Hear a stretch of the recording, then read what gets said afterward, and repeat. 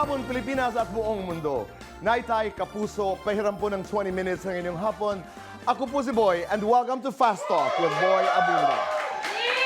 Sa lahat ng mga kaibigan natin sa Facebook at YouTube, maraming salamat. Sa lahat ng nakikinig po sa DZBB, Spotify, Apple Podcasts, welcome to your program. Masayang kwentuhan po ang inyong matutunghayan ngayong hapon. Kasama ko po ang isang kaibigan, siya ay negosyante, and he's also a television talk show host. At marami pang iba ang kanyang gagawin sa ating industriya. Naitay, kapuso, please welcome Sam Versosa. Good morning, thank you po. Maraming salamat po. Maraming salamat. Salamat po dito. Kumusta ka? I'm in the best shape and best time of my life. I know. Let's talk about it. Best shape, best time, bakit? After you've gone through a breakup, some people go in a downward spiral. For me, it's the opposite. I'm in an upward spiral where I'm doing high rocks. I just returned from Hong Kong, from Bangkok. I did a competition. I have so many business opportunities. I have new businesses. And I'm excited for the new opportunities that comes my way right now. Okay, pag-uusapan natin yan. Dahil naging bisita po natin si Rian Ramos kamakailan dito sa Fast Talk with Boy Abunda. And that was March. At dito, she confirmed na, Sam, kayong dalawa ay naghiwalay. And I will quote her. Sabi niya, we're not in a romantic relationship anymore. It's only now that I feel comfortable saying that because he has confirmed it already. Also, I read about it na. Ako naman ang tanong ko bilang kaibigan, because prior to that, the last time I saw you guys, you were okay, remember? So, bakit ba talaga kayo naghiwalay? Actually, Tito Boy, I was kind of hesitant to do this interview because it's been months na. And I think this will be the last time I'm gonna talk about it publicly because it's very personal. I always choose respect and protect what we had. What we had was real.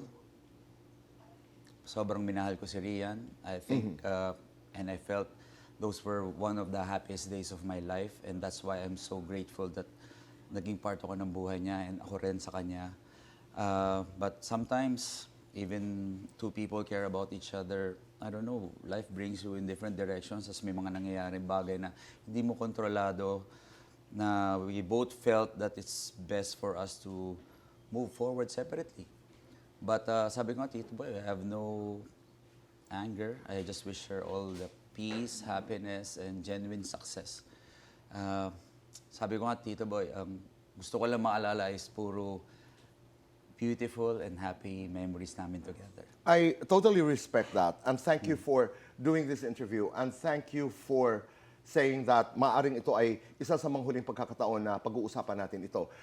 Pero may mga haka-haka kasi na kailangan i-address. Prior to the breakup, pinag-uusapan na yung kasal. Opo. May kinalaman ba yun sa inyong paghihiwalay? Wala po, Tito Boy. But there were talks. We always talk about it. We will never be in the relationship kung ayaw namin mapunta sa next level.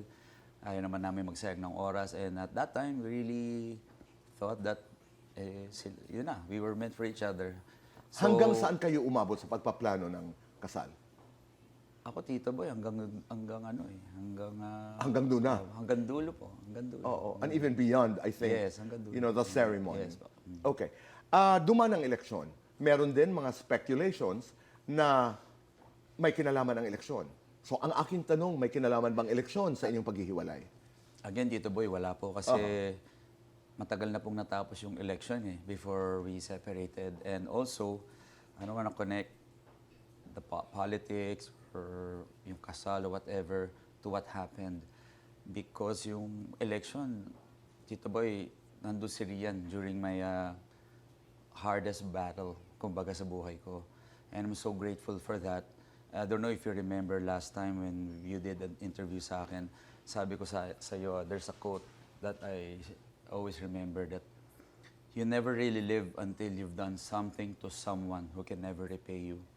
And I think I felt that kay Rian, what she did for me and dun sa laban ko sa Maynila.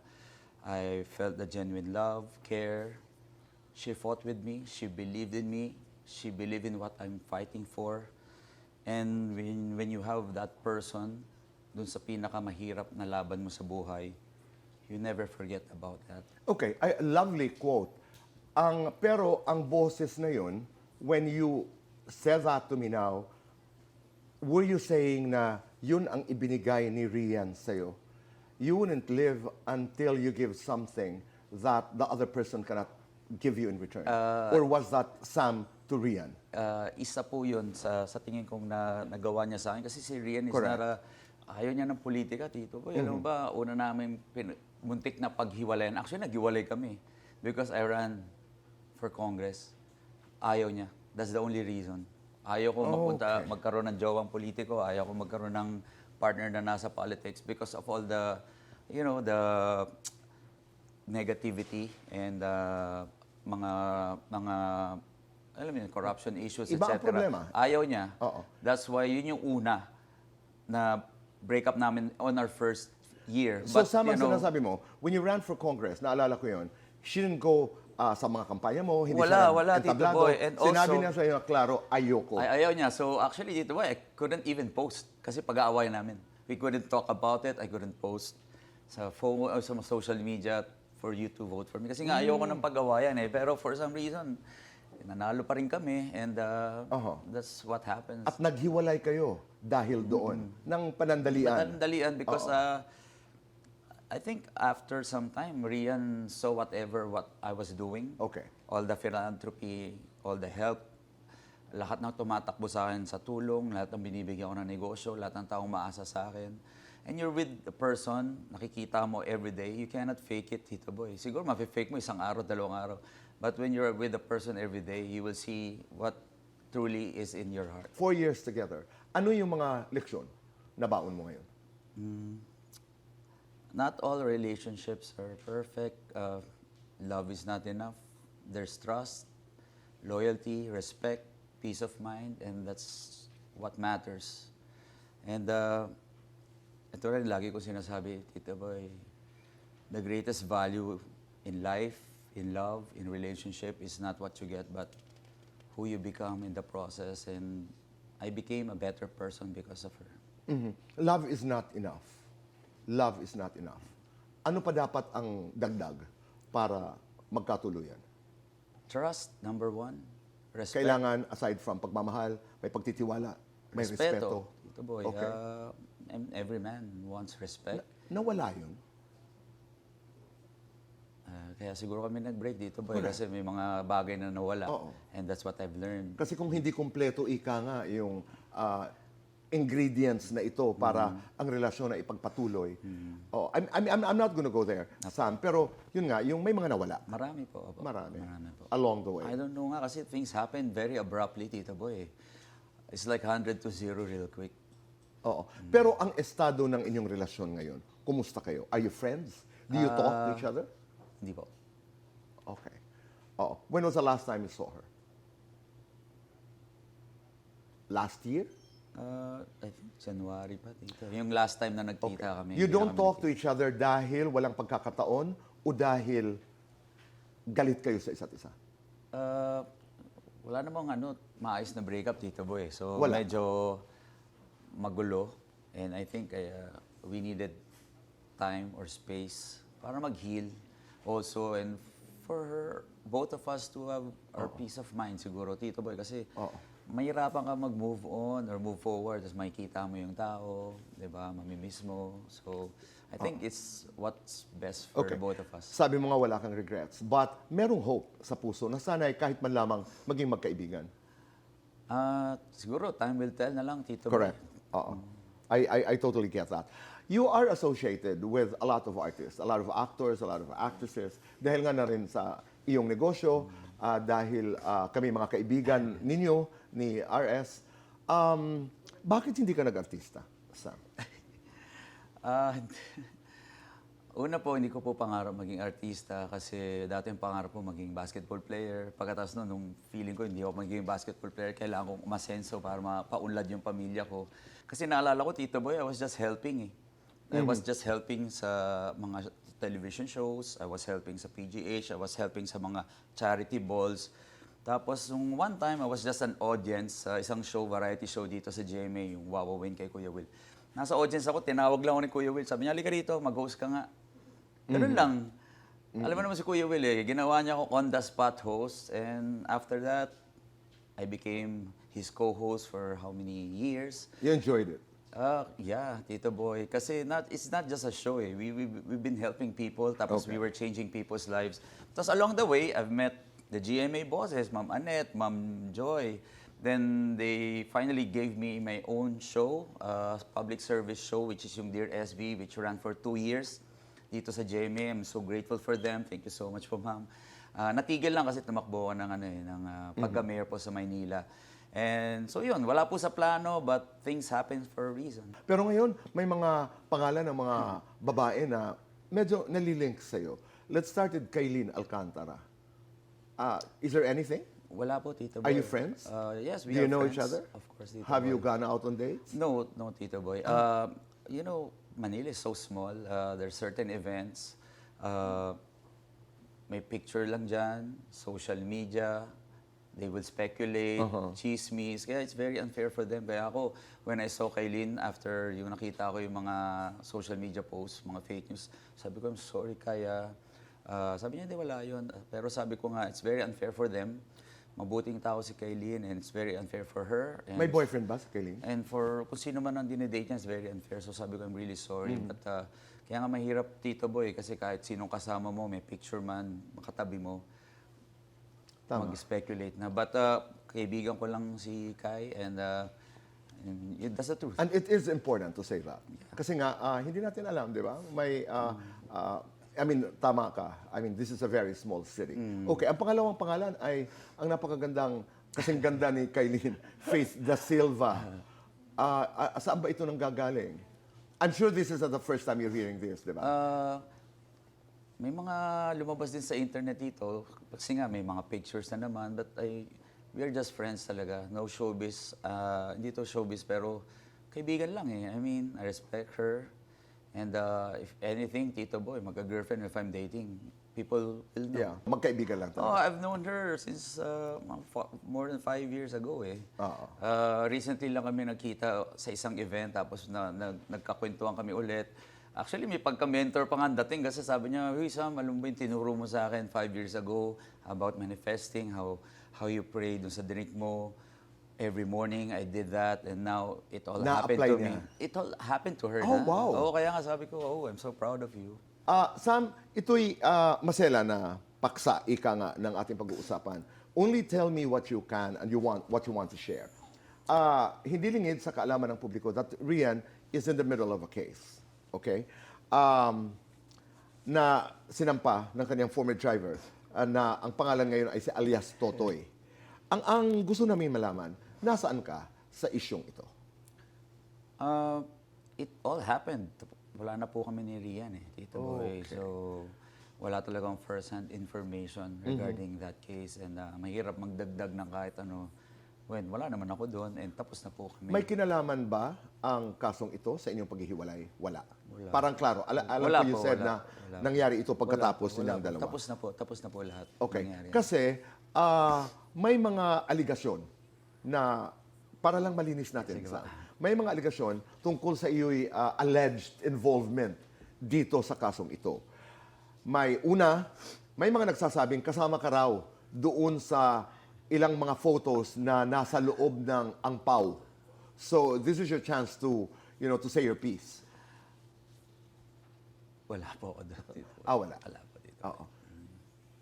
But you know what I'm talking about. Yes, yes. Kasi di ba may, Wala po, wala po. may envelope na napunta kay alias Totoy, etc. Wala po. Okay. Si Boy Evangelista na tumutulong, he said, I think, of the Volunteers Against Crime and Corruption, na tumutulong kay alias Totoy.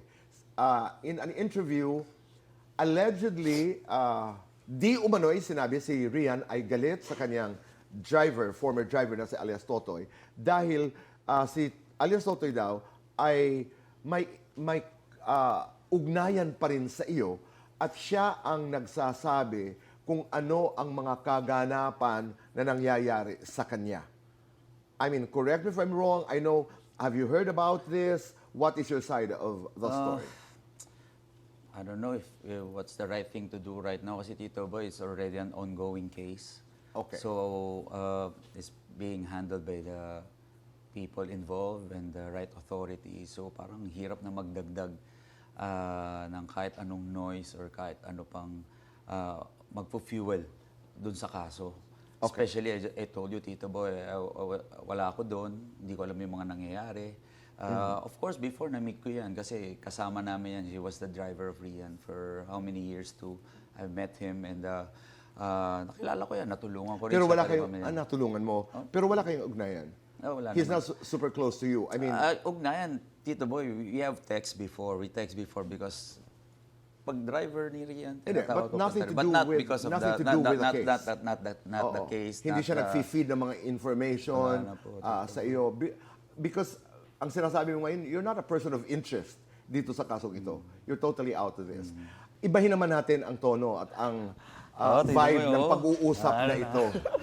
Mr. Sam Versosa, gaano ka na ba talaga kayaman? Una yan, marami ang nagkaka-interest. Pangalawa, gaano mo dinamdam ang iyong pagkatalo noong nakaraang eleksyon? Nagkita na ba kayo ni Isko? Nung isang araw, nagbabrowse ako, nakita ko na nag-uusap kayo ni Hani Lacuna. So, nasaan ka ngayon pagdating doon sa iyong karanasan sa eleksyon na yon? Ang mga kasagutan po sa pagbabalik ng Fast Talk with Boy Abunda.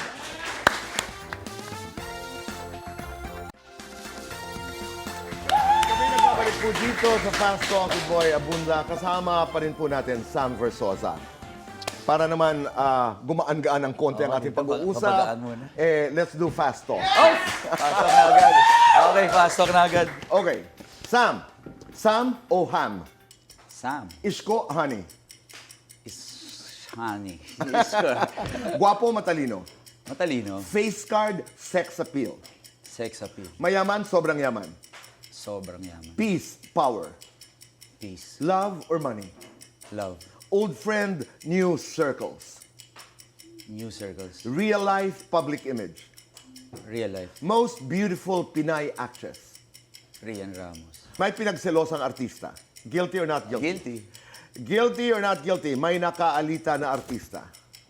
Guilty. Guilty or not guilty? Na-scam na sa negosyo? Guilty. Guilty or not guilty? Na-scam na sa pag-ibig? Guilty. Guilty or not guilty? Na-scam na sa politika? Guilty. Guilty or not guilty? May girlfriend ngayon? Not guilty. Lights on or lights off? Tama. Dim light lang. Happiness or chocolates? Happiness. Best time for happiness? Later. Your number one rule in life, ano ito? The greatest value in life is not what you get, but who you become. Ganda. Pero pag-usapan natin, Isko, how did you take that defeat? Dinamdam mo ba ng masyado? After that, Tito Boy, totoo lang, hindi ko masyadong nadamdam yung pagkatalo ko. Mas nasaktan ako para doon sa mga taong umaasa sa akin.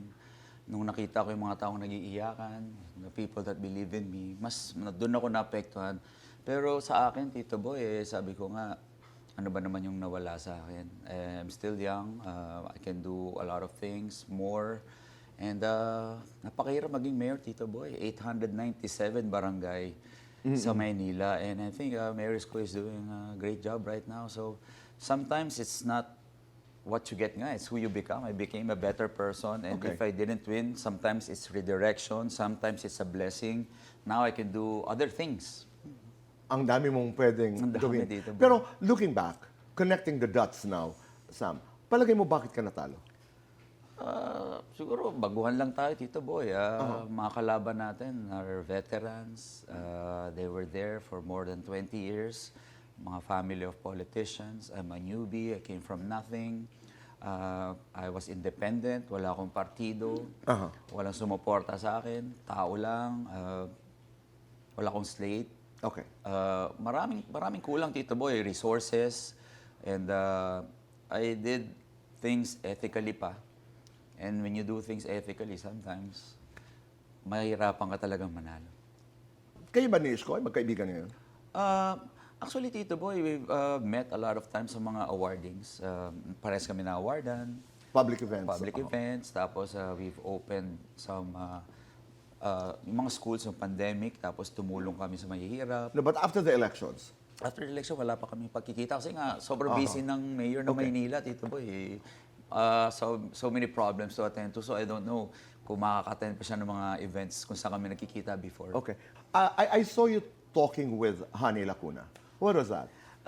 Sabi ko nga, Tito Boy, Casual? Manila is so Na small. meeting? Oh, no, it's okay. not a meeting, Tito Boy, it's an event. Oh, So I just okay. went there, tapos andun siya, and of course, ako naman, Tito Boy, ako yung unang lumalapit, and wala, ako. Ikaw yun, Ako yeah. naman, sabi ko, Mayora, how are you? Kamusta po kayo? Tapos wala, tawanan lang kami, kwentuhan. Simple at payak ang iyong kabataan na pagkwentuhan natin yon. When you talk about Sam Versosa, ang batang Sampaloc, anong naalala mo? Masaya. Bakit masaya ang kabataan. batang- Simple lang ang buhay namin dito, boy. Walang social media, walang problema, tambay lang kami, kulitan. Pero ang pinakamalupit doon, Tito Boy, doon ako natuto sa buhay. Doon ako tumibay, doon ako naging matatag. Doon ko natutunan na tuloy lang ang buhay. Hindi ko alam yung salitang problema dati. Hindi ko alam yung salitang hirap eh. Basta ang alam ko, subok ka lang ng subok. Eventually, one time, big time, makukuha mo rin kung ano may pinapangarap mo. Pero kumusta yung buhay? Hindi naman yung sobrang mahirap nung ikay lumalaki sa Alam mo dito, Sampaloc. boy, honestly, I thought we were poor, mahirap kami. Pero when I went around Manila and other places in the country, wala, panis pa rin yung panis. Ibig ko Blessed sabihin, pala kayo. Ha? Blessed. Medyo blessed na pala kami kasi may kuryente kami, may CR kami, may malinis kaming tubig. Minsan wala kang pangkain, walang pangbayad ng kuryente, pero kahit papano, Tito Boy, you have all these parang basic necessities, which I went dun sa iba't ibang barangay sa Maynila. Tito Boy, walang malinis na tubig, walang CR. Imagine wala kang CR, Tito Boy, walang malinis na tubig. Saan ka, ano, di ba? Tapos kaya lagi may sunog, yung mga kuryente, talagang, alam mo na, talagang naka-jumper lang. So, marami. There's so many levels ng mahirap. Di ba? May mahirap pa sa ibang bansa, walang makain, wala talagang tubig. Maraming levels dito, boy. But siguro, masasabi ko siguro, humble beginnings na lang. Pero I'm not yung mahirap na talagang nakita ko na talagang sana matulungan ng mga kapatid. Noong gumanda na ang iyong buhay, nagkaroon ka na ng negosyo, at you worked so hard, Sam. I mean, I always tell people that. Anong ginawa mo sa pamilya mo sa Sampaloc? Nanatili ba sila doon? Pinagpatayo mo ba sila ng mansion sa isang exclusive village? What did you do to your family? Alam mo, Tito Boy, yung pinakauna kong malaking sweldo, mga 140,000. Yun yung una kong kinita. Galing yun sa ano? Unang kinita ko sa Yung sales. sales. Nagbenta ako sa sales po. Okay. May commission ng 140,000. Yung pinakamalaking kita kong yun, binigay ko kagad sa magulang ko. 100,000 sa tatay ko, 40,000 sa nanay ko. Yun muna. Tapos nung medyo tumagal na, nabigay ko yung mga maliit na material na bagay na gusto nila. Tapos naregaluhan ko yung tatay kong sasakyan. Tapos umalis na kami sa Sampaloc. Nakabili kami ng ibang pamamahay sa ibang lugar. Ibang lugar. But yung bahay namin, nandun pa rin sa Sampaloc. Nandun pa rin yung Banana Properties. We always go back. Nandun pa rin yung kamag-anak namin nakatira dun sa mga bahay namin dun. But yun, sila po yung inuna ko bago ako nakabili ng sarili kong bahay. So ngayon, as we talk, how much are you worth? Pag sa kaibigan at sa puso, sobra-sobra, Tito Boy. But, Pag sa cash. ha? Pag Sa cash, Interesado si Chang Susan malaman. sa cash, ano ko, Tito Boy, I'm rebuilding myself again. Because, I understand. honestly, I gave it all away. But buti na lang, may konting natira. And from there, sabi nila, kung magaling ka, kaya mo ulit kitain kung ano man yung nawala sa'yo. So, back to ano ko, Tito Boy. Okay. Laban lang, tuloy-tuloy lang po. Last question. Sabi mo nga kanina, the most beautiful actress in this country is Rian Ramos. Halimbawa lamang nagkataon na nanonood sa ating pag-uusap si Rian. Anong nais mong sabihin sa kanya? Thank you for everything. And thank you for being here. Thank you so Maraming salamat sa iyo. Thank you. Tito Boy, thank you so much. Maraming salamat. Thank you so much. Sam Versosa. Thank you so much. Thank you so much po. Nay, Tay, Kapuso, maraming salamat po sa inyong pagpapatuloy sa amin, sa inyong mga tahanan at puso araw-araw. Be kind, make your nanay proud, and say thank you. At piliin gumawa ng tama, be one tama. Goodbye for now. God bless.